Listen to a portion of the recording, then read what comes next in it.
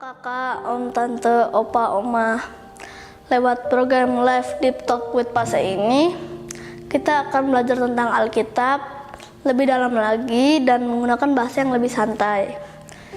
Semua bisa yang mau bertanya dan yang mau untuk dukungan doa bisa ditulis di kolom komentar di bawah ini, baik yang ada di channel YouTube kami ataupun yang dari Facebook.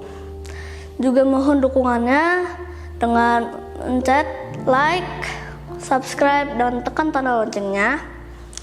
Dan jika ada yang ingin mendukung lebih lewat dana, bisa disampaikan lewat nomor rekening di bawah yang tersedia di kolom deskripsi. Lebih dari segalanya, mohon dukungan doanya ya, agar program ini bisa menjadi berkat bagi banyak orang, terlebih menyenangkan hati Tuhan. Terima kasih, Tuhan Yesus memberkati semuanya. Shalom saudara, mari sebelum kita mulai program kita nyanyikan satu lagu dulu. Dari hati kita masing-masing, kita nyembah Tuhan. Mari satukan hati kita menyembah Dia.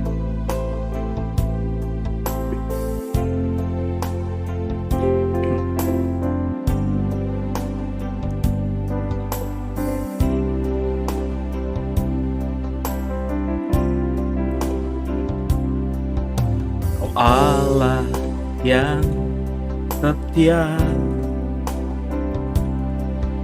Bapa yang mulia, kasih-Mu besar Tuhan. Kau pulihkan hidupku, Kaulah harapanku, hidupku dalam-Mu. Terima kasih Tuhan, Kau selamatkan hidupku.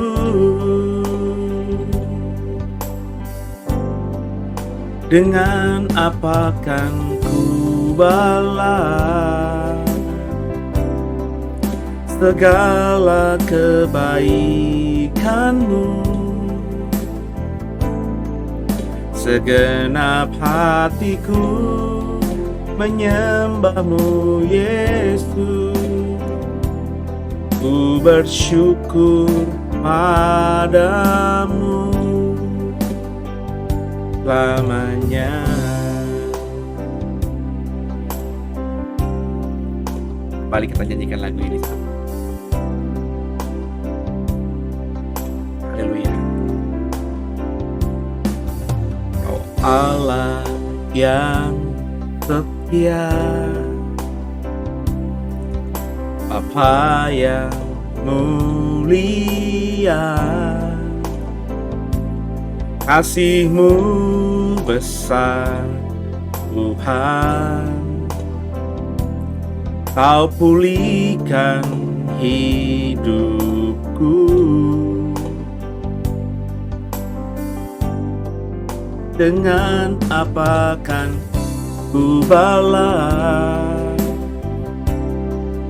segala kebaikan-Mu? Segenap hatiku menyembah-Mu Yesus.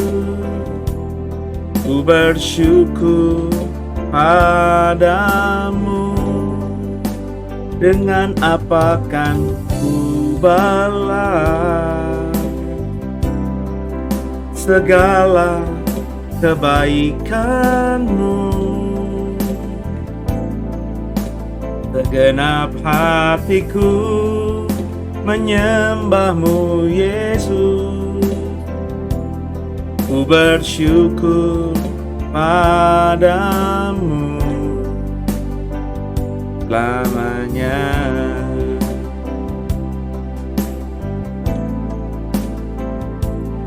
Ku bersyukur padamu selamanya.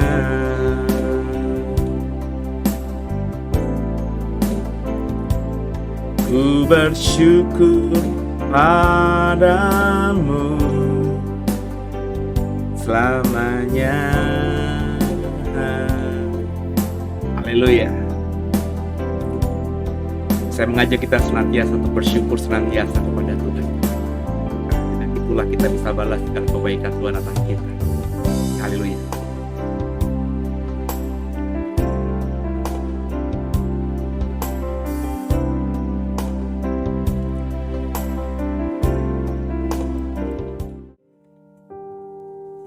Ya, kita sudah menyembah Tuhan dan shalom, apa kabar semuanya? Semua saya berharap dalam kondisi yang baik. Terima kasih buat terus bersama dengan saya belajar dalam program Tadarusan Alkitab ini. Kita coba matikan daging kita di saat jam 9, mestinya kita sudah capek, lelah ya. Tapi kita coba untuk punya kebiasaan membaca Alkitab. Satu pasal saja sambil coba kita belajar ya. Tentu di sini belajar konteksnya dari pembacaan tadi, apa yang saya dapatkan saya bagikan kepada saudara. Mungkin saudara nanti bisa mendapatkan sesuatu yang baru juga. Mungkin yang berbeda dengan yang saya dapatkan. Jadi tolong dibagikan juga ke saya, bisa lewat kolom komentar ya, bisa nanti lewat japri via WhatsApp sekretariat kami ya, yang ada selalu muncul itu ya di sebelah kiri itu ada kiri saya atau kanan saudara ya, berarti ya ada nomor WhatsApp, bisa dihubungi di situ ya, nanti pasti akan direspon. Kalau lo respon ya pasti akan direspon meskipun mungkin agak telat gitu ya, jadi pasti dihubungi. Dan kalau ada pertanyaan, ada berkat yang didapatkan dari program ini, silahkan dibagikan supaya saya juga mendapatkan berkat itu gitu ya. Saya dapat berkat itu, saya bagikan kepada saudara. Sebaliknya saya berharap ketika saudara juga mendapatkan berkat dari pembacaan renungan kita setiap satu hari satu pasal ini, dapat sesuatu yang baru, yang beda dengan yang saya bagikan, coba dibagikan ke saya juga ya, karena bisa jadi itu memberkati saya juga kan. Jadi nggak ada salahnya kita saling berbagi. Oke, terus dukung dalam doa program ini supaya terus nanti ke depannya semakin berdampak ya. Saya nggak tahu kapan nanti, pasti nanti ada yang bersaksi saya diberkati lah, saya nanti ada yang bersaksi saya mengalami pertobatan kah lewat program ini. Saya belum dapat itu, tapi saya percaya nanti ada suatu waktu ketika kita komitmen nanti ada orang yang bersaksi. Mungkin kalau di sini sudah ada yang berubah selama hampir 2 bulan ini ngikuti program ini. Siapa tahu ada ya. Silakan loh berbagi kesaksiannya. Bisa juga dihubungi nomor WhatsApp itu, nanti kalau tidak keberatan ada tim kami yang menghubungi untuk bersaksi gitu ya. Nanti kita bagikan kesaksian itu dalam program channel YouTube The Warriors ini, di program-program yang lainnya. Atau nanti saudara bisa juga bisa kasih komen ya kesaksian saudara supaya juga dibaca oleh orang lain dan jadi berkat gitu ya. Oke, sebelum kita mulai Jumat ini Jumat ya, kita akan ngebahas Kisah Rasul pasal 15. Cukup panjang ya, tapi yang paling poinnya yang saya kasih judul itu adalah Sidang Yerusalem. Sebelumnya kita tundukkan kepala, kita doa. Bapa, ampuni dosa kami, salah kami. Dan malam hari ini kami mau belajar tentang Kisah Rasul 15, tentang beberapa topik yang menarik. Doa kami agar kami semua diberkati. Dan setelah selesai program ini, beberapa waktu ke depan, kami semua mendapatkan pemahaman yang baru, yang bisa menjadi bekal kami dalam menjadi orang Kristen yang semakin baik di sepanjang sisa hidup kami. Bicara kepada kami, jangan ada pun satu kami yang kau lalui Bapa. Dalam nama Yesus, haleluya. Amin.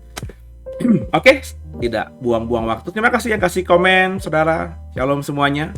Tidak bisa saya tegur satu persatu.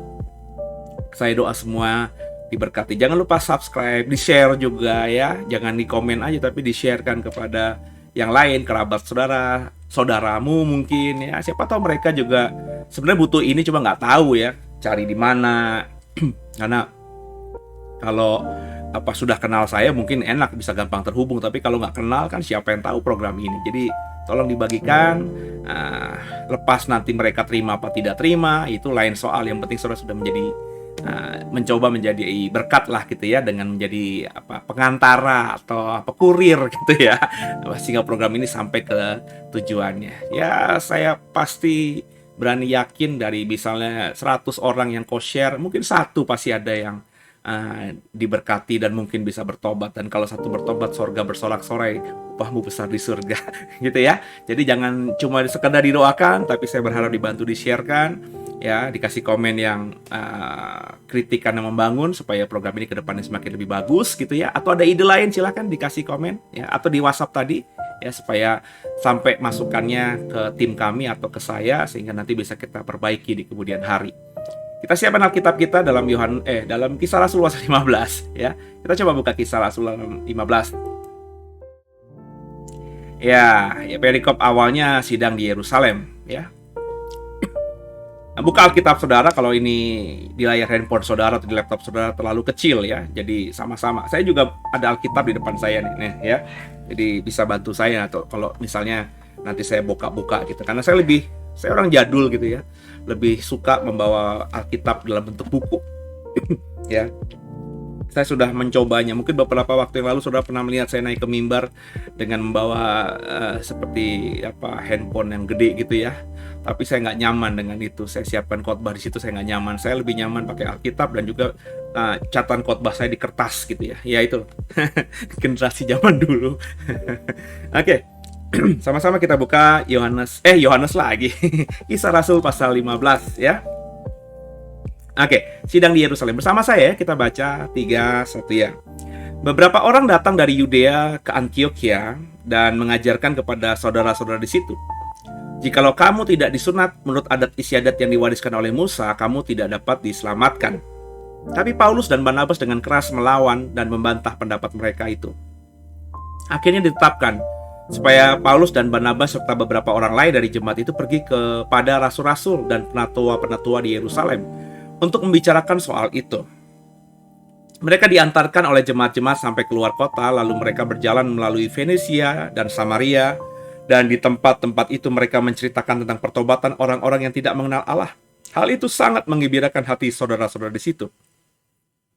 Setibanya di Yerusalem, mereka disambut oleh jemaat dan oleh rasul-rasul dan penatua-penatua. Lalu mereka menceritakan segala sesuatu yang Allah lakukan dengan pengantaraan mereka. Tapi beberapa orang di golongan Farisi yang telah menjadi percaya datang dan berkata, orang-orang bukan Yahudi harus disunat dan diwajibkan untuk menuruti hukum Musa.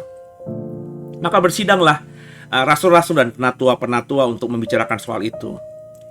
Sesudah beberapa waktu lamanya berlangsung pertukaran pikiran mengenai soal itu, berdirilah Petrus dan berkata kepada mereka, hai saudara-saudara, kamu tahu bahwa telah sejak semula Allah memilih aku dari antara kamu. Supaya dengan pengantaran mulutku bangsa-bangsa lain mendengar berita Injil dan menjadi percaya. Dan Allah yang mengenal hati manusia telah menyatakan kehendaknya untuk menerima mereka, sebab ia mengaruniakan Roh Kudus juga kepada mereka sama seperti kepada kita. Dan ia sama sekali tidak mengadakan perbedaan antara kita dengan mereka, sesudah ia menyucikan hati mereka oleh iman. Kalau demikian, saya buka dulu. Kalau demikian, mengapa kamu mau mencobai Allah dengan meletakkan pada tengkuk murid-murid itu suatu kuk yang tidak dapat dipikul, baik oleh nenek moyang kita maupun oleh kita sendiri? Sebaliknya, kita percaya bahwa oleh kasih karunia Tuhan Yesus Kristus, kita akan beroleh keselamatan sama seperti mereka juga. Maka diamlah seluruh umat itu. Lalu mereka mendengarkan Paulus dan Barnabas menceritakan segala tanda dan mujizat yang dilakukan Allah dengan pengantaran mereka di tengah-tengah bangsa-bangsa lain. Setelah Paulus dan Barnabas selesai bicara, berkatalah Yakobus, hai saudara-saudara, dengarkanlah aku. Simon telah menceritakan bahwa sejak semula Allah menunjukkan rahmat-Nya kepada bangsa-bangsa lain, yaitu dengan memilih suatu umat dari antara mereka bagi namanya. Hal itu sesuai dengan ucapan-ucapan para nabi seperti yang tertulis. Kemudian aku akan kembali dan membangun kembali pondok Daud yang telah roboh, dan reruntuhannya akan kubangun kembali dan akan kuteguhkan, supaya semua orang lain mencari Tuhan dari segala bangsa yang tidak mengenal Allah, yang kusebut milikku. Demikianlah firman Tuhan yang melakukan semuanya itu, yang telah diketahui dari sejak semula. Sebab itu aku berpendapat bahwa kita tidak boleh menimbulkan kesulitan bagi mereka dari bangsa-bangsa lain yang berbalik kepada Allah, tapi kita harus menulis surat kepada mereka supaya mereka menjauhkan diri dari makanan yang telah dicemarkan berhala-berhala, dari percabulan, dan dari binatang yang mati dicekik, dan dari darah. Sebab sejak zaman dahulu hukum Musa diberitakan di tiap-tiap kota, dan sampai sekarang hukum itu dibacakan tiap-tiap hari Sabat di rumah-rumah ibadat. Nah, ini sidang Yerusalem, saudara ya. Sidang yang pertama kali diadakan. Sidang yang terjadi karena adanya perkembangan kekristenan. Jadi kalau saya lihat ini bukan perpecahan, bukannya pertentangan, tapi gara-gara perkembangan gereja. Jadi gereja yang tadinya sangat masih homogen gitu ya, dari orang-orang yang memang nobody, nelayan-nelayan yang kemudian menjadi murid Yesus. Kemudian ketika Yesus naik ke surga, mereka mengalami pencurahan Roh Kudus, ada perubahan yang luar biasa, pekerjaan Roh Kudus yang mengubah mereka sehingga mereka menjadi orang-orang yang diurapi sehingga mampu berkata-kata layaknya orang-orang yang terpelajar saat itu. Nah, kekristenan itu dari situ ya. Dari murid-murid ini ya yang menjadi kereta atau gerbong seterusnya setelah Yesus Kristus naik ke surga kembali ke rumah Bapa. Nah, sumbernya dari situ, dari satu murid-murid. Baru setelah kekristenan itu cukup waktu ya berkembang, mulai muncullah namanya Saulus yang bertobat di jamah Tuhan Yesus di jalan menuju ke Damsyik, yang kita sudah bahas panjang lebar di beberapa waktu yang lalu, benar ya? Pertobatan Saulus ini sudah mulai mempengaruhi kekristenan karena Saulus ini adalah orang yang dari kalangan Farisi, benar. Murid Gamaliel, benar ya. Nanti dalam surat-suratnya ketika kita sampai kepada kitab-kitab itu kita akan menemukan sumbernya. Jadi Saulus ini orang yang terpelajar dan memang kelompok Farisi yang kuat pada saat itu, sekte Farisi yang kuat saat itu. Nah, ketika dengan pengetahuannya, dengan latar belakangnya, dengan ilmunya, dia sudah bertobat di jamah Tuhan menjadi seorang Kristen, pengikut Kristus, tentu adalah yang dia punya, yang dia bawa, dan kemudian apa yang dia pahami, diimani, itu yang dia bawa juga ya. Di dalam pengajaran-pengajaran ini kita lihat ya bagaimana Paulus itu begitu kuatnya soal doktrin perjanjian lama, sekaligus juga ketika dia mengalami iluminasi pencerahan dari Roh Kudus, dia begitu tajamnya bicara mengenai kasih karunia yang diberikan cuma-cuma oleh Tuhan Yesus kepada kita gitu ya. Jadi luar biasa ini hamba Tuhan ini. Tapi bukan cuma Saulus yang mengalami pertobatan ya.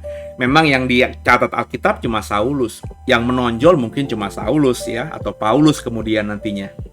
Tapi kalau kita baca tadi di pasal 15 ayat 1, ketika ingat ya di pasal-pasal kemarin yang kita bahas, Saulus dan Barnabas itu diutus ke Antiokhia oleh para rasul. Nah, di Antiokhia ini kemudian datang juga ya, kalau kita lihat pasal 15 ayat 1 tadi, orang-orang dari Yudea yang entah berkunjungkah, berbisniskah ke Antiokhia.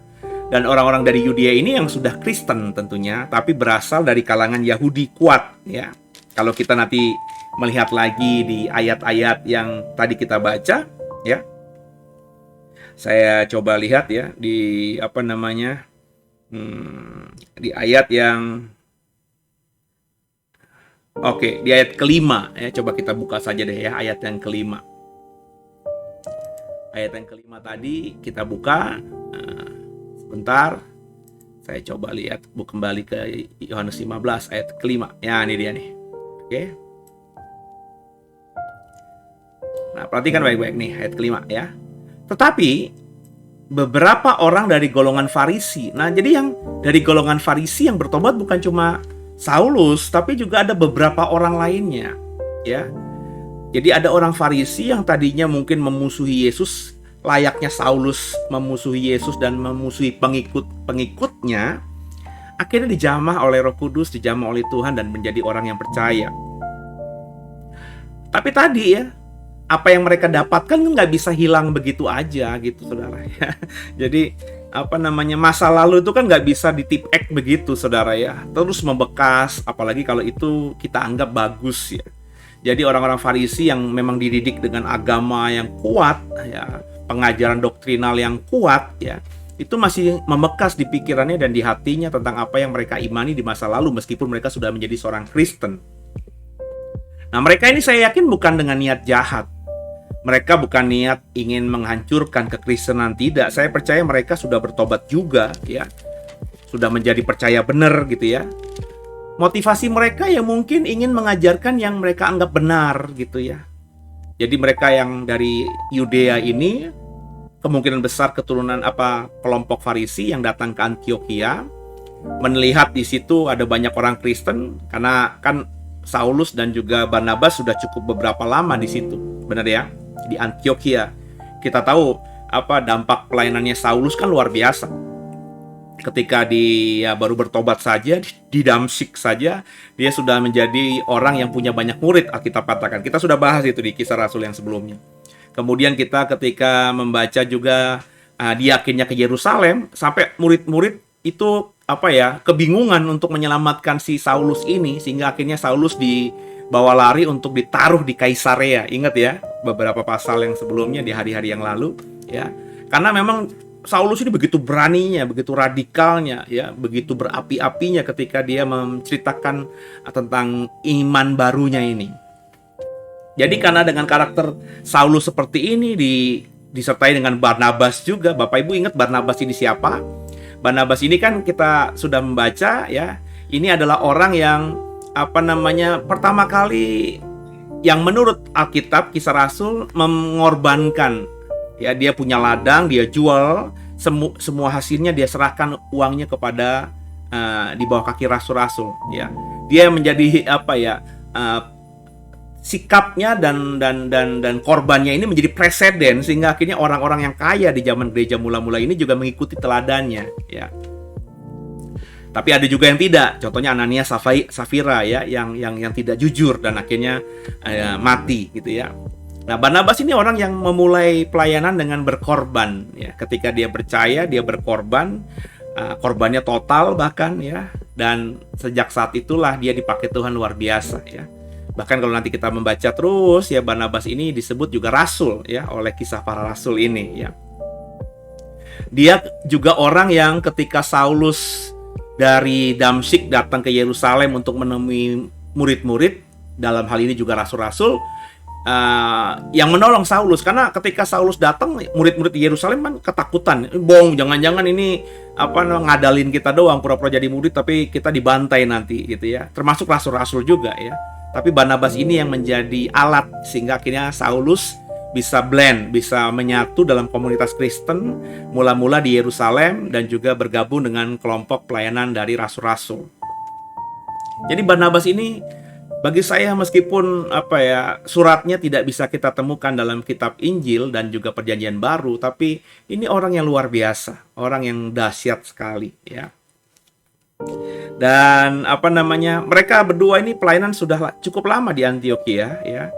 Dan di sana tentu dengan karakteristik mereka tadi, mereka sudah mempertobatkan banyak orang. Jadi ketika ada orang Yudea asalnya dari kelompok Farisi sudah percaya, datang ke Antiokhia terus mengajar, karena dianggap orang Farisi kan orang yang guru, rabi ya, tahulah firman ya. Itu kan sudah seperti itu. Jadi orang kalau datang dengan gelar misalnya STH gitu ya, meskipun bukan pendeta ya, itu pasti dianggap orang ini bisa khotbah gitu ya. Padahal belum tentu juga ya.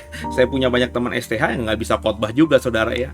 Jadi hanya sarjana teologi tapi ya tidak bisa khotbah ya. Dan mereka lebih senang misalnya dengan gelar STH itu untuk misalnya menjadi staf gereja ya, atau menjadi guru. Bahkan ada beberapa yang keluar jalur gitu ya, bekerja, ada yang di bank.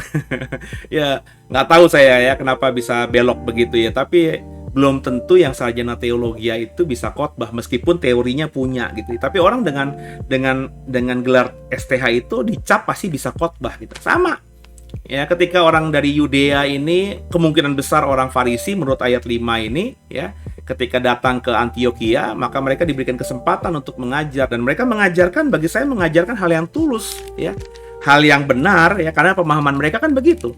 bahwa sebagai orang Farisi dahulu, oke, orang kafir boleh menjadi Yahudi, menjadi punya iman yang sama dengan mereka, tapi mereka harus dibaptis proselit. Ya, baptis proselit itu ya ada liturginya, ya salah satunya ya yakni harus disunat kalau laki-laki supaya mengikuti perjanjian yang abadi antara Tuhan dengan Abraham dan keturunannya. Ya, jadi mereka mengajarkan hal itu, ya, bahwa kalau nggak disunat, ya, seperti adat istiadat yang diwariskan oleh Musa kepada mereka, ya, orang-orang Kristen dari luar Yahudi ini nggak bisa diselamatkan, karena mungkin mereka masih punya pemahaman bahwa Kristen ini yang melekat dengan agama Yahudi mereka, ya, bahwa Kristen itu lahir dari Yahudi, maka dasar-dasar agama Yahudi, doktrin dasar agama Yahudi itu harus diikuti oleh kekristenan, ya.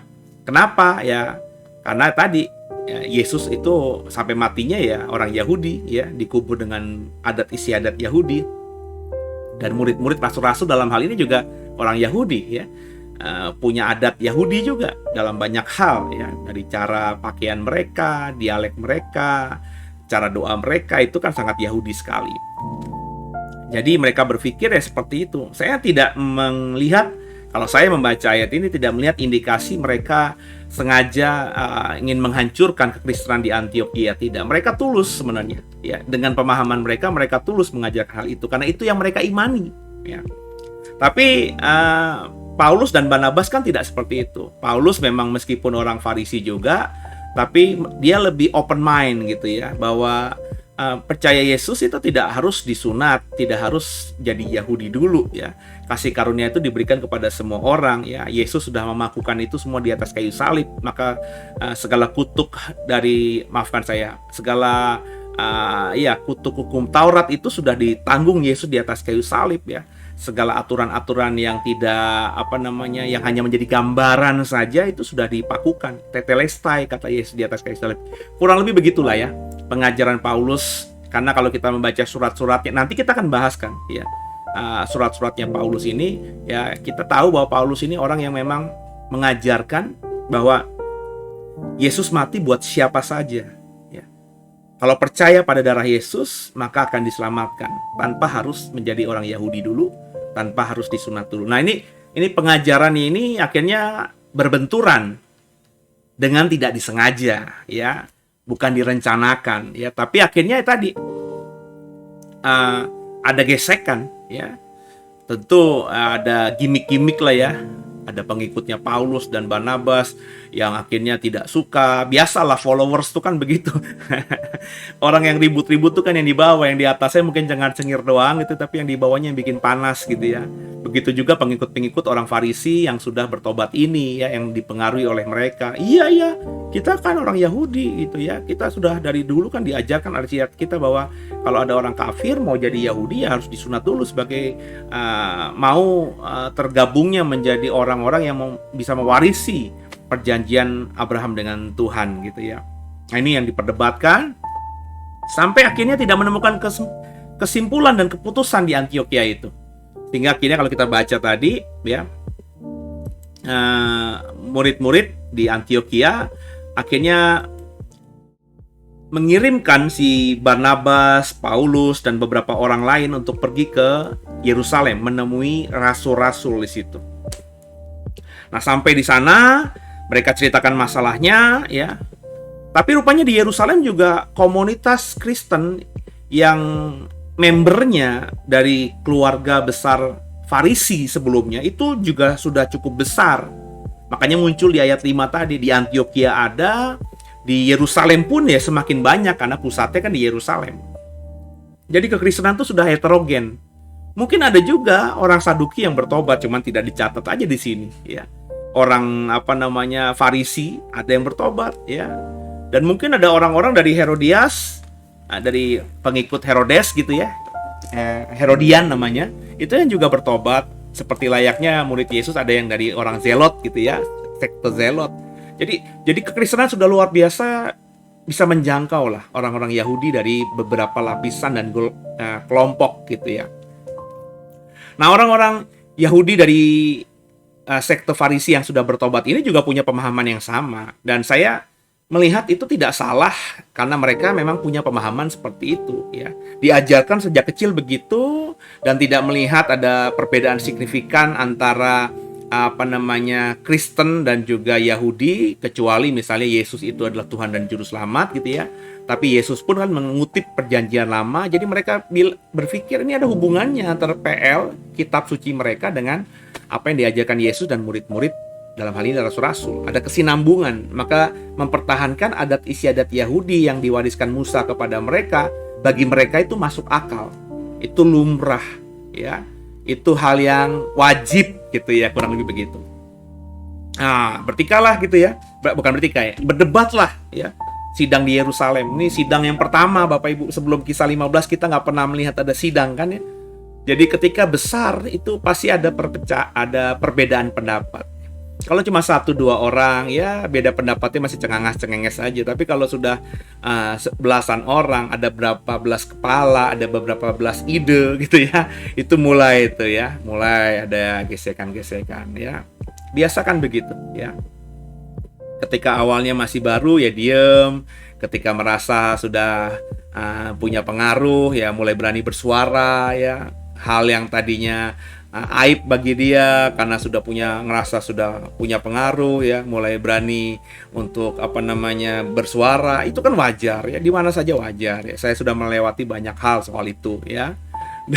Dari teman-teman dulu zaman kuliah yang ketika masuk diem ya, ketika udah mulai semester 3 mulai berani berdebat, menentang gitu ya. Banyaklah hal itu ya. Dalam kehidupan gereja di The Way juga begitu gitu ya. Ya, ketika masuk awal ya diem, tapi ketika mulai dikasih kesempatan, mulai berani bersuara dan bahkan menentang secara frontal, itu hal yang biasa dalam organisasi kalau bagi saya ya.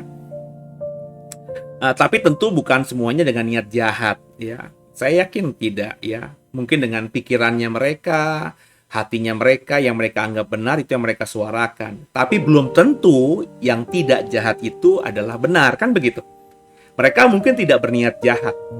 Mereka tidak berniat untuk memecah belah. Meskipun tidak berniat jahat, meskipun tidak berniat memecah belah gereja mula-mula, tapi sikap mereka dan pikiran mereka itu belum tentu juga benar, kan begitu. Itu hal yang berbeda ya. Sama juga ketika yang lainnya diam, belum tentu mereka mengimani atau mengamini keputusan itu kan gitu ya. Jadi banyak orang kan begitu ya. Saya berapa kali jadi leaders gitu ya di beberapa organisasi. Oke ya, keputusannya begini ya. Hasil tadi kita ngobrol panjang lebar. Tadi sudah di resume udah dikasih notulen ya. Jadi keputusannya gini ya, tak. Oke ya, ketok. Saya pikir aman semuanya ya. Saya pikir sudah sepakat, tapi ternyata kok nggak jalan. Kenapa? Tapi ternyata ya mereka yang diam itu yang nggak sependapat sebenarnya, cuma nggak berani ngomong. Dan itu sekali lagi wajar dalam organisasi, karena dalam organisasi beberapa orang itu nggak bisa kita paksa untuk mengikuti dan bisa mengerti apa yang kita mau gitu kan ya. Ya itu butuhnya leadership namanya ya. Ya. Dan juga kewibawaan ya. Apakah ketika ada orang yang berbeda pendapat ini better di dalam atau udah kita keluarin aja, itu bagi saya hal yang wajar ya.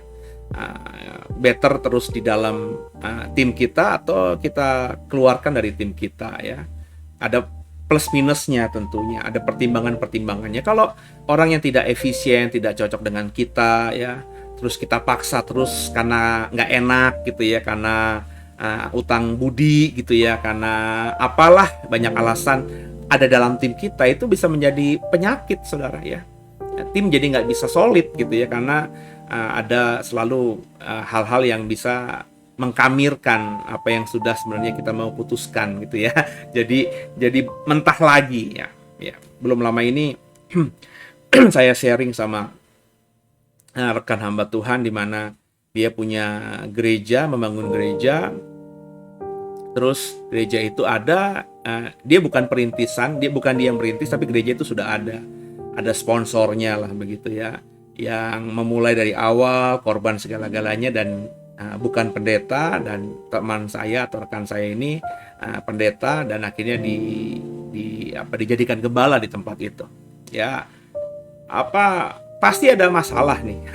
Karena yang satu teman saya ini gembala, ngerasa dia gembala, yang satunya lagi juga bukan orang biasa kan, dia yang merintis gitu, yang punya modal gitu ya, yang menjalankan mula-mula gitu ya. Pasti ada ngerasa ini kan gereja gua yang bangun dari awal, lu kan orang baru. Nah ini pasti ada nanti pertikaian, perbedaan ya. Kalau bisa dicarikan solusi, bagus sih, tapi sepengetahuan saya ya agak sulit gitu ya kalau hal seperti ini ya. Makanya saya selalu menyarankan sama teman-teman saya yang mau merintis gitu ya, coba merintis tuh nggak usah pakai tim-tim gede lah ya, merintis sendiri aja, berani aja sendiri, nanti ketika udah mulai baru bangun tim.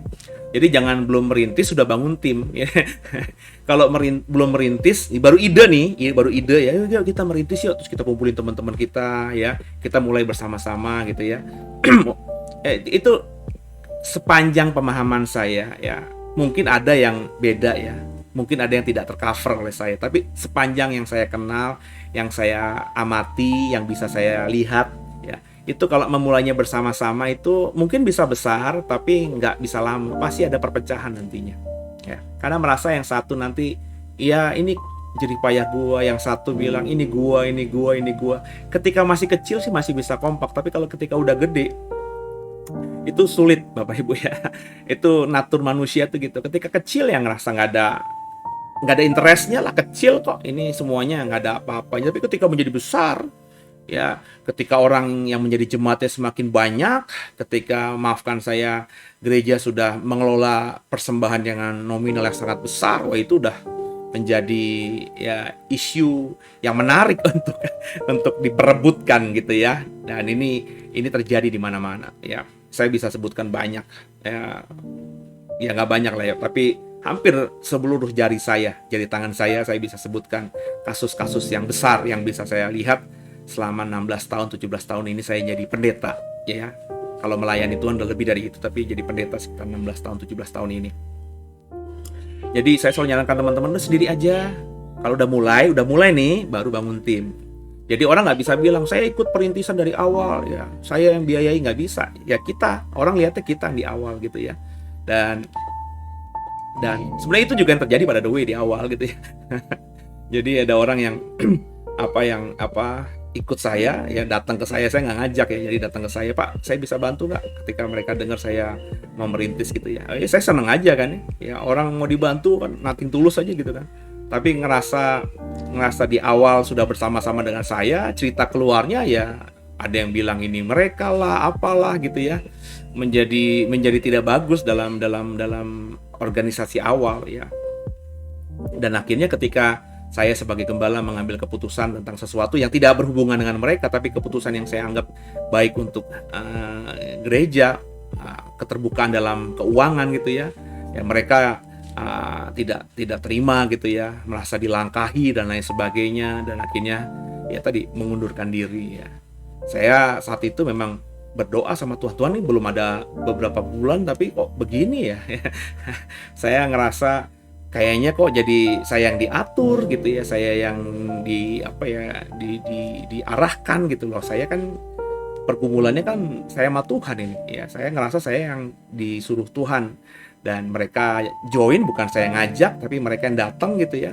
Ya saya terbuka aja gitu ya. Ternyata kok punya kepentingan ya, mungkin niat mereka bagus ya, tapi tidak cocok dengan style saya gitu ya. Jadi akhirnya ada masalah, dan saya cuma doa kalau Tuhan izinkan mereka bisa bersama ya bersama terus. Kalau enggak ya udah Tuhan pilih mereka apa Tuhan pilih saya, gitu aja, sederhana aja ya. Dan akhirnya berpisahlah kita ya. Mereka punya pelayanan masing-masing. Saya dengan The Way udah 7 tahun ini ya tetap berjalan. Nah gereja mula-mula juga demikian ya, di kisah Rasul ini ya, ada perdebatan soal perbedaan pemahaman ya. Saya yakin nggak disengaja, nggak ada niat buruk, tapi itu akhirnya menjadi sesuatu yang masuk akal dalam perjalanan gereja yang semakin lama semakin besar ini dan heterogen. Dan perdebatan ini soal orang harus disunat apa tidak ini akhirnya dipecahkan masalahnya oleh Petrus yang punya pengalaman dengan Cornelius dan juga mimpinya dia bahwa Tuhan menurunkan semua binatang-binatang yang tidak halal itu dan Tuhan bilang makan gitu ya. Itu yang akhirnya Petrus melayani Cornelius, orang kafir ini ya. Bukan saja melayani tapi juga ketika sedang bicara soal Yesus, Cornelius dan seisi rumahnya mengalami baptisan Roh Kudus ya. Seperti yang mereka dapatkan di masa lalu di Kisah Rasul pasal 2.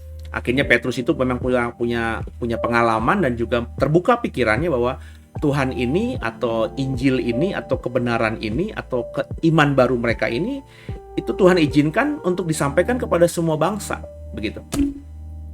Makanya Petrus mengambil sikap begitu kan, loh orang kafir, saya ini saksi hidup loh, ya, bahwa Tuhan tuh bisa berkati dan bahkan mengurapi orang-orang yang tidak bersunat itu untuk menjadi bagian dari keluarga besar kekristenan ini ya.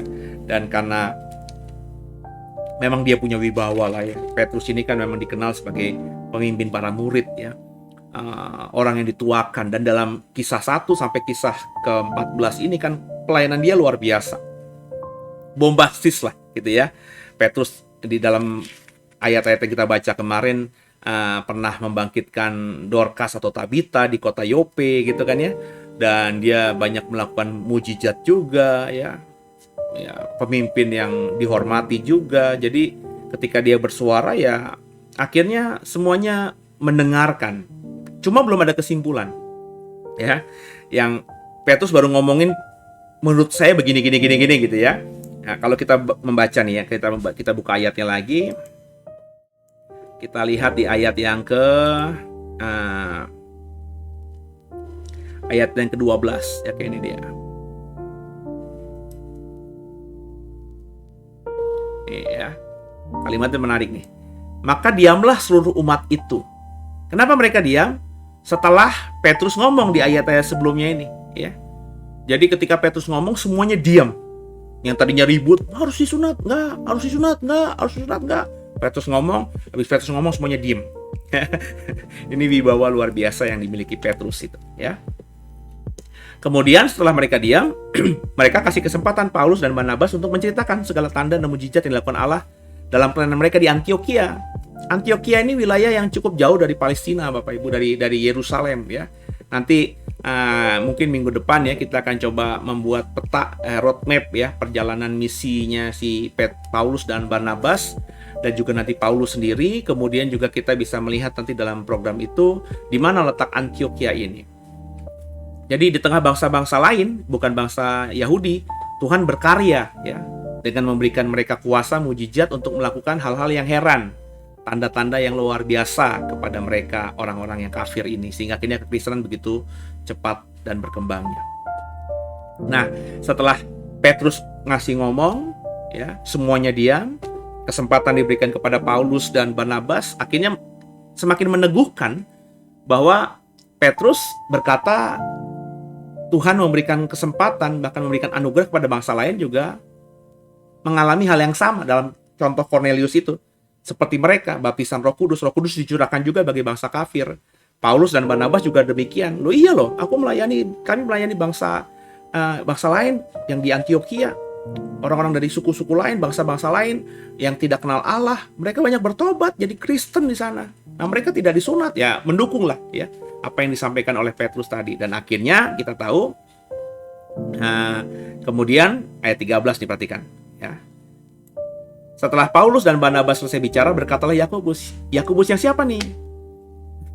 Kalau Yakobus murid Tuhan Yesus yang anak Zebedius, saudaranya Yohanes kan sudah mati ya. Kita sudah bahas itu di minggu ini juga ya, di beberapa hari yang lalu. Rasul Yakobus, rasul pertama yang martir dengan pedang oleh Herodes Agripa dalam Kisah Rasul pasal 12. Ingat gak? Kita sudah bahas beberapa hari yang lalu. Jadi ini Yakobus siapa? Nah, Yakobus ini tentu Yakobus yang punya wibawa luar biasa, sehingga kalau kita membaca di pasal 15 ini, dialah yang akhirnya menyimpulkan keputusan akhir dari sidang Yerusalem ini dan disetujui oleh semua orang. Ya. Jadi Yakobus ngomong yang sudah kita baca tadi, tapi ada yang menarik di sini ya. keputusan di sidang Yerusalem itu akhirnya oke, bangsa lain yang bukan Yahudi tidak memiliki darah Abraham kalau jadi Kristen nggak perlu disunat. Ya, sunat hanya berlaku ya kalau dari orang yang dari Yahudi karena memang adatnya begitu. Jadi Taurat itu sudah menjadi adat istiadat begitu ya, udah kebiasaan lah gitu. Ya, kayak orang Jawa gitu, misalnya tumpengan gitu ya. Tumpengan itu dulu mungkin ada makna-maknanya, tapi sekarang bagi saya sih nggak ada maknanya ya. Ya cuma adat aja bahwa orang Jawa itu kalau syukuran ada tumpengan gitu ya. Terus lauk-lauknya ada ayam, tempe kering dan lain sebagainya gitu ya, perkedel gitu ya. Jadi ya adat sudah jadi adat gitu ya. Orang Jawa, saya kenal orang Jawa ya, itu sarungan ya, kopiahan, itu kan sudah menjadi adat gitu ya, bukan menjadi ciri khas simbol agama tertentu, enggak ya. Sarungan itu ya adat orang Jawa ya, sarungan gitu ya. Kalau saya masih ingat dulu ketika saya kecil masih sering rumah eyang karena eyang saya masih ada, mbah saya masih ada. Ya iya, pakai kaos kutang, sarungan gitu ya. Setiap hari begitu. Kalau kemana-mana ya pakai kopiah gitu ya. Karena emang udah budaya Jawa begitu, pakai belangkon gitu ya. Budayanya begitu, bukan karena ini adalah ciri agama lain atau agama apa, enggak, budayanya begitu. Nah, sama nih. Sunat itu sudah jadi adat istiadat. Memang dulunya Taurat, perintah Tuhan kepada Musa, perjanjian Tuhan dengan Abraham itu harus dilakukan oleh orang Israel lewat Musa ya, diperintahkan. Tapi kemudian juga akhirnya menjadi adat istiadat karena sudah ratusan tahun, ribuan tahun ini kan ya, menjadi kebiasaan ya. Sudah menjadi tradisi lah. Orang Yahudi punya anak laki-laki hari ke-8 disunat. Itu udah budaya. Nah, jadi sunat nggak berlaku bagi bangsa-bangsa lain untuk menjadi seorang Kristen. Ya, pokoknya dibaptis saja cukup. Percaya Yesus Kristus Tuhan cukup, kurang lebih begitu ya. Kemudian dibaptis dan juga dibaptis Roh Kudus. Ya, supaya mereka penuh dengan Roh Kudus kan begitu ya. Tapi rupanya ada beberapa. Ya, kita baca nih ya. Nah, ini di ayat 20 ini ya. Ini ada beberapa yang kata Yohanes, yang disimpulkan Yohanes dan akhirnya diaminin oleh sidang Yerusalem ini, tetap berlaku sejak sidang Yerusalem. Jadi sidang Yerusalem itu kan masalahnya adalah adanya banyak orang yang dari kafir, dari bangsa lain menjadi Kristen oleh orang-orang yang dari kalangan Yahudi, dikompori, diprovokasi oleh orang-orang yang dari Farisi ya. Bukan dengan niat negatif, bukan dengan niat jahat kalau menurut saya, karena itu yang mereka pahami aja ya. Akhirnya ada perdebatan, loh masa harus disunat sih, kan sunat kan adatnya lo, gue kan orang Yunani, gue kan orang Kreta, gue kan orang Mesir gitu kan, nggak ada adat disunat. Lagi disunat zaman dulu kan mengerikan Bapak Ibu ya. Nggak ada bius, nggak ada apa ya, itu sakitnya bisa berhari-hari, apalagi kalau orangnya sudah bertobat, udah dewasa kan, bisa berhari-hari, nggak bisa kerja dan lain sebagainya. Itu menakutkan ya, kuknya nggak bisa ditanggung gitu, bahasanya Petrus tadi. Kenapa kamu menaruhkan kuk pada mereka nggak bisa menanggungnya? Itu berat sekali saat itu, taruhannya bahkan nyawa tuh sunat zaman dulu ya. Kalau sekarang mah sunat pakai laser, pakai apa itu cepet banget, sudah bahkan darah nggak keluar gitu ya. Dan itu anak yang disunat ya bisa langsung pakai celana bisa main PlayStation, bahkan kalau main bola juga bisa gitu ya. Ya jarang ada masalah-masalah yang berarti dalam sunat di zaman modern ini. Tapi zaman dulu wah ya, kalau pisaunya nggak higienis bisa ada ngeri lah pokoknya, taruhannya nyawa kurang lebih begitu. Maka nggak usah sunat kalau bukan dari Yahudi. Kalau mau dari Yahudi karena adat ya harus disunat, tapi kan sunatnya sejak kecil mereka sudah disunat. Nggak mungkin orang Yahudi, asli Yahudi itu belum sunat ketika dewasa gitu, karena aturannya adatnya gitu, 8 hari disunat. Kayak anak saya yang kedua Silo ya 8 hari lahir langsung disunat ya. Itu nggak sakit saudara, nggak ada darah, paling cuma sebentar sedikit doang ya, pembuluh darahnya belum banyak, jadi tidak mempengaruhi apa-apa gitu ya. Anaknya juga nggak kesakitan, orang masih kecil gitu ya, nggak tahu apa-apa, ditanya juga nggak tahu rasanya gimana, mana inget ya baru umur 8 hari ya. Tapi kalau udah disunat di Kesyon di usia SD gitu ya, masih inget tuh memorinya dia tuh ya, meskipun rasa sakitnya nggak keinget tapi masih memori, masih ingat. Kalau 8 hari kan nggak keinget ya. Jadi masalah sunat selesai. Tapi kata Yakobus ya, masih ada yang harus dikerjakan karena ini udah turun-temurun juga dibacakan di hari-hari Sabat di rumah-rumah ibadat. Apa itu? Yang pertama, kalau kita baca ayat 20, menjauhkan diri dari makanan yang telah dicemarkan berhala-berhala. Jadi kalau makanan sudah diserahkan kepada berhala, kepada ilah-ilah lain, kepada dewa-dewa lain ya, itu nggak bisa kita terima untuk dikonsumsi oleh kita orang percaya, karena sudah dipersembahkan kepada Allah lain, gitu ya. Yang pertama. Yang kedua, dari percabulan. Percabulan ini perbuatan hubungan seksual yang tidak masuk akal, tidak lumrah ya. Jadi percabulan ini luar biasa besar ya. Jadi bukan saja berzina, sekedar berzina, tapi melakukan juga hal-hal yang sangat tidak di luar logika ya, hubungan dengan sesama jenis misalnya dengan binatang ya, atau berjinah dengan banyak orang gitu ya, melakukan hal-hal yang sangat di luar kenormalan ya, yang diatur oleh agama ya. Itu nggak boleh ya. Jadi orang Kristen nggak boleh hidup dalam percabulan, dalam perjinahan, atau hal-hal yang seks, hubungan seks yang di luar kenormalan ya. Itu nggak boleh. Yang ketiga, dari daging binatang yang mati dicekik. Jadi binatang yang mati dicekik itu nggak boleh. Kita orang Kristen loh. Ini kisah 15 ini nggak pernah saya dengar dibatalkan oleh sidang konsili di zaman gereja abad pertengahan. Nggak pernah, saudara. Jadi ini kisah 15 ini keputusan yang mengikat sejak dibuat di dalam kisah Rasul 15 ini di zaman itu sampai sekarang kalau bagi saya ya. Makanya saya selalu bersyukur kan, saya selalu berkata berkali bersyukur kita jadi orang Indonesia. Bahwa orang Indonesia itu binatang itu rata-rata semuanya disembelih atau dipotong gitu ya, darahnya keluar, bukan dicekik. Karena Indonesia yang mayoritas muslim juga mengajarkan hal itu. Kalau binatangnya tidak keluar darahnya, tidak disembelih ya, itu ya tidak halal, haram ya. Makanya binatang semuanya ya disembelih, ayam disembelih, sapi disembelih, kambing disembelih, domba disembelih, semuanya disembelih kan ya. Nggak seperti di luar negeri. Saya pernah lihat di Google, di YouTube itu ya, orang di luar sana kalau masak ayam gitu ya, enggak, cuman ayam dimasukkan dalam kayak ayam hidup-hidup, saudara ya, dimasukkan ke dalam mesin begitu ya, terus bulunya tiba-tiba rontok setelah disiram sama air panas, bulunya rontok begitu, dan udah langsung dipotong-potong gitu, dan langsung di packaging cepet, emang langsung disebar di supermarket dan lain sebagainya. Darahnya masih di dalam, tidak dikeluarkan, tidak disembelih. Kalau kita kan enggak.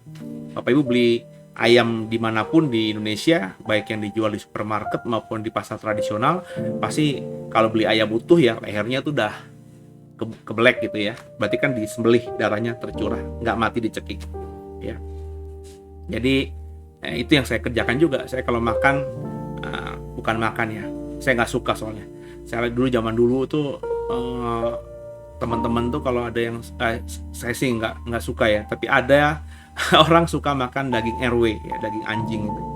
Kalau ada adat-adat tertentu itu RW-nya itu ditoki, diketok gitu ya. Jadi saya pernah lihat sampai trauma saya. Jadi anjingnya diikat di lehernya, terus digantung begitu, terus diketok kepalanya, tok gitu, mati. Itu bagi saya udah mengerikan. Melanggar hak asasi binatang, bukan HAM ya. Tapi juga kalaupun itu tidak dilarang ya, boleh dimakan ya. Karena kan kata Tuhan kan yang najis itu bukan yang masuk tapi yang keluar ke jamban gitu kan ya. Oke lah, kita masukkan itu boleh dimakan misalnya ya. Ada orang yang alibinya itu kan boleh dimakan. Tapi cara binatang itu akhirnya diolah untuk menjadi makanan, itu yang tidak halal kalau menurut saya ya. Karena ditoki tadi, bukan disembelih, dicekik, digantung dulu untuk nentuin yakinin mati, dipukul sekali kenceng tek ya. Jadi dicekik kemudian dipukul, bukan disembelih. Jadi kalau ada yang beriman ya, semua makanan boleh dimakan, silahkan aja ya. Cuma tadi saya melihat dan memberikan informasi bahwa kisah 15 ini nggak dibatalkan oleh surat-surat lain dan juga rasul-rasul lain. Di sepanjang Alkitab nggak ada pembantahan atau direvisi lah hasil sidang Yerusalem. Enggak. Dalam konsili juga saya nggak pernah lihat ada merevisi kisah Rasul 15 ini. Jadi daging binatang yang mati dicekik nggak boleh. Ya. Terus yang terakhir dari darah. Darah ini nggak boleh Bapak Ibu. Sebab kalau kita merujuk ke imamat, darah itu punya Tuhan. Karena di dalam darah ada kehidupan. Jadi darah apapun itu tidak boleh dikonsumsi. Ya, saya suka makanan di lapo gitu ya. Pernah makan saksang, tapi saya selalu bilang saksangnya no darah ya gitu ya. Nggak boleh pakai, saya nggak mau pakai darah gitu ya. Ada beberapa lapo yang sekarang membuat masakan saksang tapi nggak pakai darah. Memang sebelum saya bertobat, sungguh saya pernah makan lapo karena udah sering makan lapo yang dengan darah. Seingat saya lebih enak, lebih gurih gitu ya. Tapi saya ketika bertobat dan tahu firman, baca Kisah 15, darah nggak boleh dimakan ya. Jadi ya nggak boleh. Tapi Pak, kalau kita makan misalnya ayam gitu ya, ada darah dikitnya gitu ya, itu kan bukan kita niat makan darah gitu kan ya. Ya kalau misalnya habis dipotong terus cucinya nggak bersih, darah-darahnya masih ada nempel-nempel di daging dan lain sebagainya ya itu kan nggak niat kita makan darah ya. Kalau makan saksang yang ada darahnya itu kan niat banget gitu loh. Atau makan dadih gitu ya. Jadi zaman dulu saya kecil itu kalau mbah saya motong ayamnya itu disembelih ya, darahnya ditampung terus diolah entah gimana gitu ya, jadi jadi kayak kenyal gitu ya. Saya ingat saya pernah makan, tapi di zaman saya kecil belum tahu ini ya, dan memang enak, gurih gitu ya. Tapi setelah saya tahu ini saya nggak pernah makan lagi gitu ya. Jadi darah ya tidak boleh, karena dalam darah ada kehidupan dan darah itu punya Tuhan ya. Jadi kata Yakobus, ini aja yang nggak boleh. Apa tadi yang pertama? Perhatiin ya, makanan yang sudah dipersembahkan kepada berhala nggak boleh. Udah diberikan kepada dewa-dewa lain nggak boleh dimakan. Jadi kalau kita main ke rumah orang, terus ada buah-buahan yang ditaruh di depan patung dewanya gitu ya, jangan dimakan, itu nggak boleh.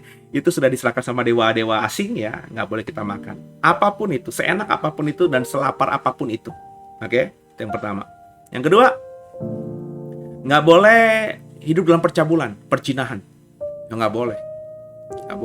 Jadi kalau masih punya gaya hidup main perempuan, main laki-laki, itu harus bertobat. Meskipun kau Kristen, kau nggak boleh begitu ya. Katanya ada pengampunan 70 kali 7, itu tidak berlaku bagi orang yang sudah percaya. Yang ketiga, dari binatang yang matinya dicekik, itu nggak boleh. Haram. Haram. Jadi usahakan makan ya, kalau ke luar negeri makan hati-hati ya. Ya, ke luar negeri itu hati-hati, karena makanan di luar negeri itu ya bagi saya berbahaya. Kalau bagi saya, kalau kita ke luar negeri ya makan makanan binatang-binatang yang kita tidak tahu cara ngolahnya, mungkin dipertimbangkan untuk seperti orang Muslim cari makanan yang halal, itu lebih aman kalau bagi saya ya. Kalau babi sih setahu saya ya matinya dibunuh itu ya disembelih ya. Nggak tahu kalau di luar negeri, saya belum dapat informasi. Coba nanti saya cek ya. Babi, sapi gitu ya, saya rasa semuanya disembelih ya. Tapi kalau yang lainnya kayak ayam, saya pernah lihat ayam itu tidak disembelih ya. Ayam itu cuma dilempar di dalam sebuah mesin gitu ya. Terus tiba-tiba dia disiram air panas gitu ya. Terus ada kayak bulunya rontok sendiri, dicabutin sendiri gitu ya dari mesin, langsung diolah, dipotong-potong. Tapi kalau yang lain-lainnya kayaknya sih disembelih gitu ya. Kayaknya disembelih ya. Kalau disembelih masih aman, tapi kalau enggak, lebih baik dihindari atau cari makanan di luar negeri yang ada tulisannya halalnya gitu ya. Di Israel juga begitu tuh. Di Israel tuh kalau masakan ke restoran yang orang Jews punya ya pasti halal lah ya. Nggak usah khawatir ya. Nggak mungkin ada yang tidak ada makanan yang dicekik, ada makanan darah, nggak mungkin itu ya. Jadi kita terbantukan, dan saya bersyukur kita hidup di Indonesia yang agak terbantukan ya dengan hal-hal ini. Itu yang diatur di dalam sidang Yerusalem. Ada 4, tidak boleh makan makanan yang sudah dipersembahkan kepada berhala, jauhi percabulan atau percinahan, dan kemudian yang ketiga, tidak boleh makan dari binatang yang matinya dicekik, dan yang keempat, tidak boleh makan darah apapun, karena dalam darah ada kehidupan dan darah itu punya Tuhan. Oke, sekarang kita lanjutkan ayat 22-nya bersama saya. Maka rasul-rasul dan penatua-penatua berserta seluruh jemaat itu mengambil keputusan untuk memilih dari antara mereka beberapa orang yang akan diutus ke Antiokhia bersama-sama dengan Paulus dan Barnabas, yaitu Yudas yang disebut Barsabas dan Silas. Dan keduanya adalah orang terpandang di antara saudara-saudara itu. Kepada mereka diserahkan surat yang bunyinya, salam dari rasul-rasul dan penatua-penatua dan dari saudara-saudaramu dan kepada saudara-saudara di Antioquia, Syria, Kilikia, dan yang berasal dari bangsa-bangsa lain. Kami telah mendengar bahwa ada beberapa orang di antara kami yang tiada mendapat pesan dari kami, telah menggelisahkan, menggoyangkan hatimu dengan ajaran mereka. Sebab itu dengan bulat hati kami telah memutuskan untuk memilih dan mengutus beberapa orang yang kepada kamu bersama-sama dengan Barnabas dan Paulus yang kami kasihi, yaitu 2 orang yang telah mempertaruhkan nyawanya karena nama Tuhan kita Yesus Kristus. Maka kami telah mengutus Yudas dan Silas yang dengan lisan akan menyampaikan pesan yang tertulis ini juga kepada kamu.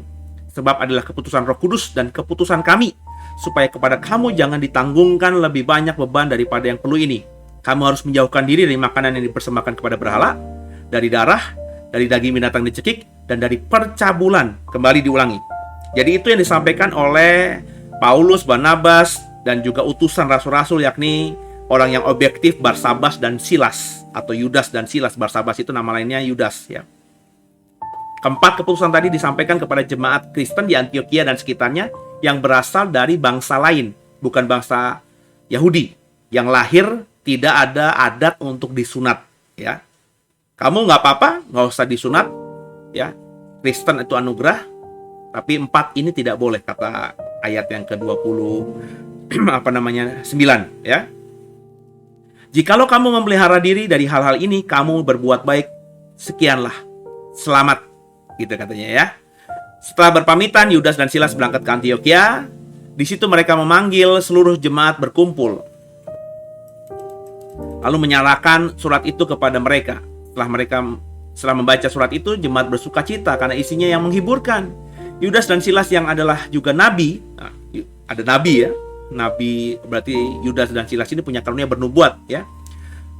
Yang adalah juga nabi, lama menasihati saudara-saudara itu dan menguatkan hati mereka. Dan sesudah beberapa waktu keduanya tinggal di situ, saudara-saudara itu melepas mereka dalam damai sejahtera untuk kembali kepada mereka yang mengutusnya. Tetapi Silas memutuskan untuk tinggal di situ.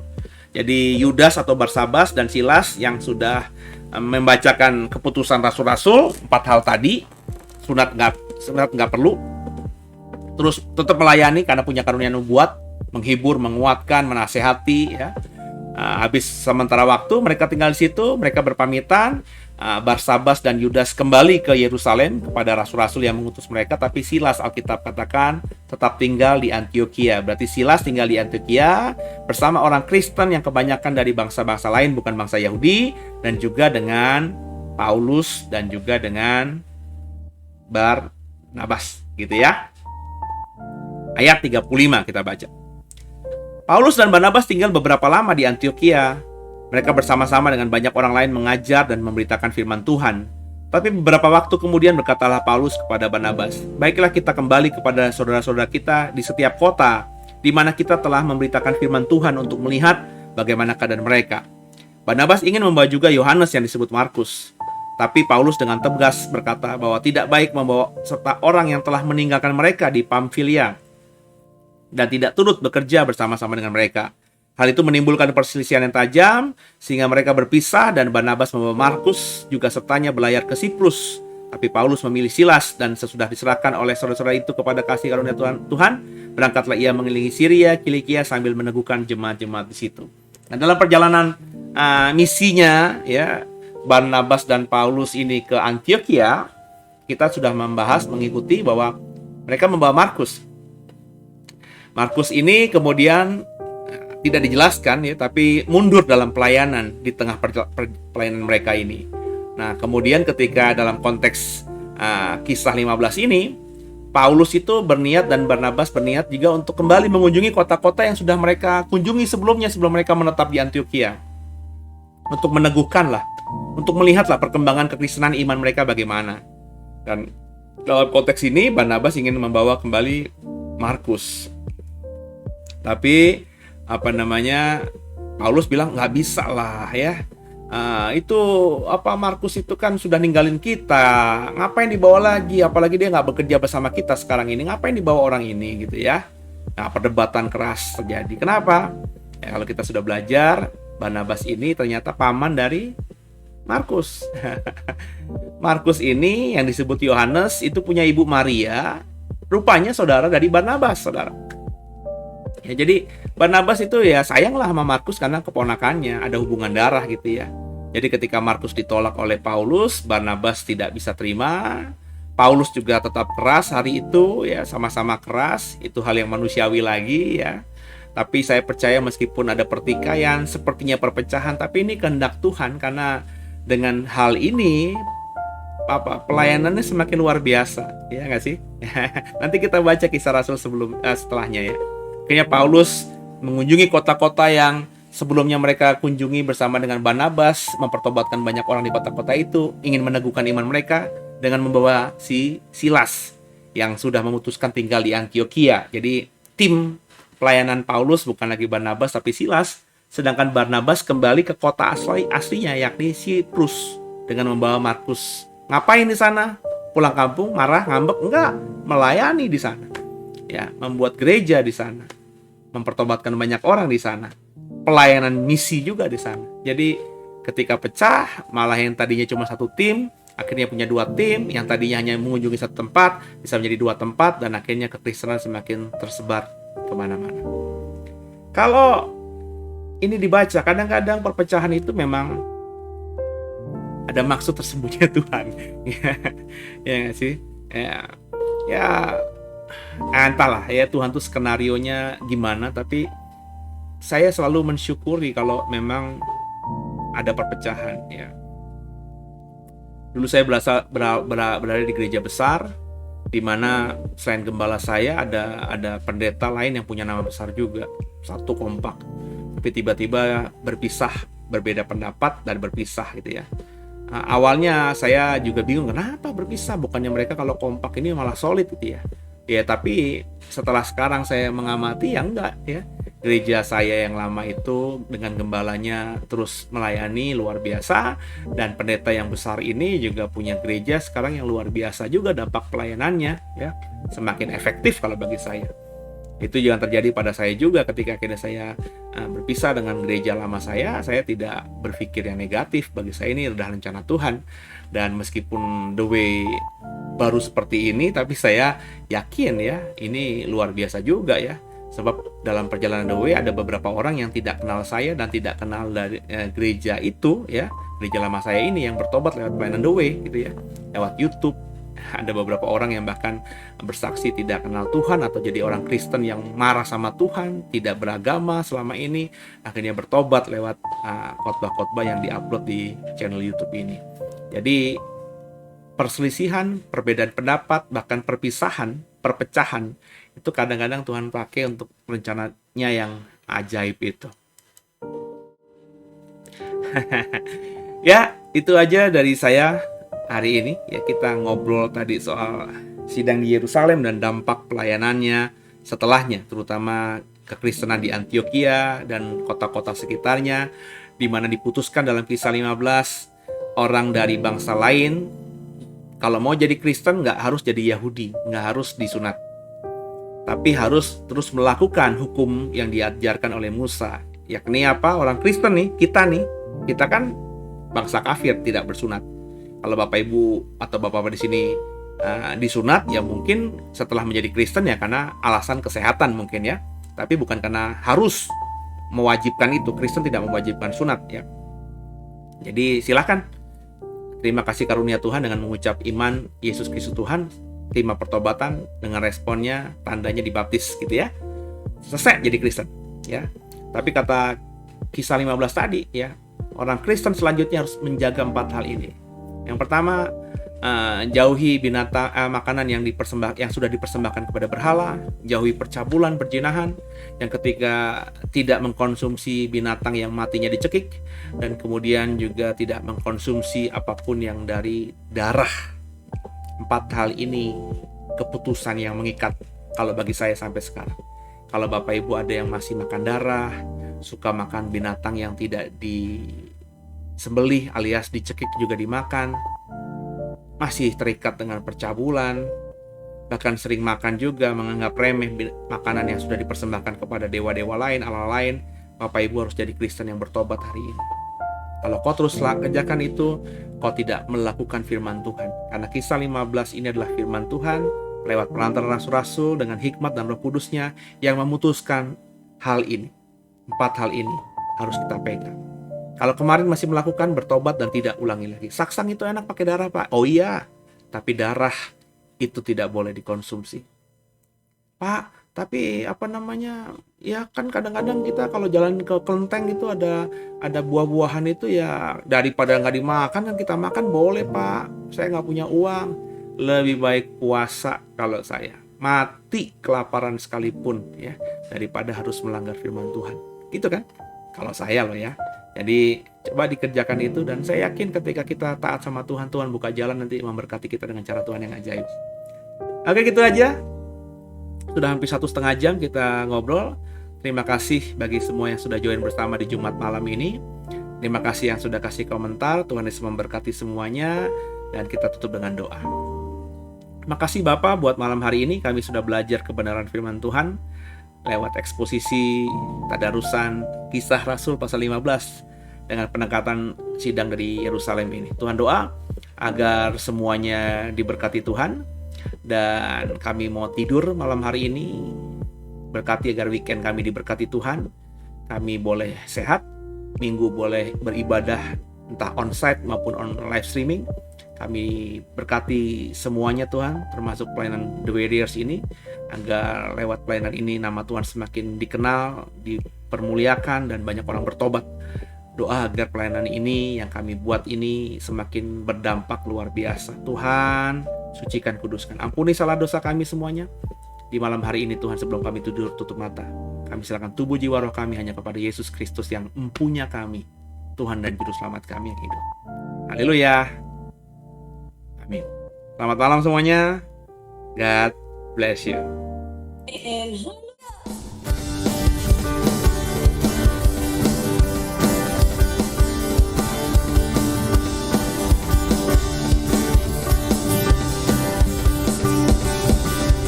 Firman-Mu Tuhan, kita bagi kakiku, amin. Janji-Mu terang bagi jalan-jalanku, kebenaran-Mu menuntunku setiap hari. Ku menantikan-Mu, beri kekuatan baru. Semua ku kan terbang tinggi di awan bersama-Mu dalam kemuliaan. Sebab firman-Mu teguh menopang, ku kan aman dalam-Mu Tuhan. Kami berdiri di atas kebenaran firman-Mu Tuhan. Mari bersama-sama. Firman-Mu Tuhan, kita bagi kakiku, amin. Janji-Mu terang bagi jalan-jalanku, kebenaran-Mu menuntunku setiap hari. Ku menantikan-Mu, beri kekuatan baru. Ku kan terbang tinggi di awan bersama-Mu dalam kemuliaan. Sebab firman-Mu teguh menopang, ku kan aman dalam-Mu Tuhan. Jalan-Mu di atas jalan-jalanku, rancangan-Mu melebihi rancanganku.